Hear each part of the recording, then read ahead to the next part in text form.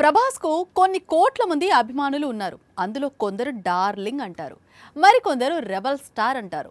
ఇప్పుడు మరికొందరు మాత్రం ప్రభాస్ బచ్చన్ అంటున్నారు. అదేంటి, ఇదేం పేరంటారా? ప్రభాస్ పేరుకు బచ్చన్ ఎందుకు కలిపారని ఆశ్చర్యపోతున్నారా? అయితే మీరు ఈ స్టోరీ చూడాల్సిందే. లాస్ట్ ఇయర్ రిలీజ్ అయిన టాలీవుడ్ 1000 కోట్ల సినిమా కల్కి చూశారుగా. ఇందులో Prabhas, Amitabh Bachchan key roles play చేశారు. వీరి పర్ఫార్మెన్స్ పాన్ ఇండియా ఆడియన్స్ ను అలరించింది. ఊరు తలుగించి భారీ వసూళ్లను కురిపించింది. ప్రస్తుతం ప్రభాస్ చాలా చిత్రాలు చేస్తున్నాడు. అందులో సీతారామం దర్శకుడు హను రాఘవపూడి తెరకెక్కిస్తోన్న ఫౌజీ అనే మూవీ కూడా ఉంది.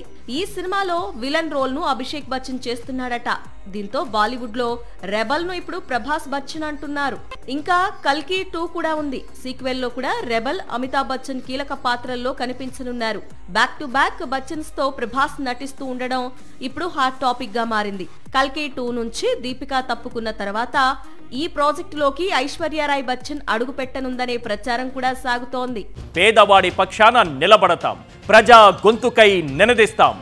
వాయిస్ ఆఫ్ వాయిస్లెస్, తెలుగువారి మనస్సాక్షి సాక్షి టీవీ. సాక్షి టీవీ ప్రసారాల కోసం మీ స్థానిక కేబుల్ ఆపరేటర్ను వెంటనే సంప్రదించండి.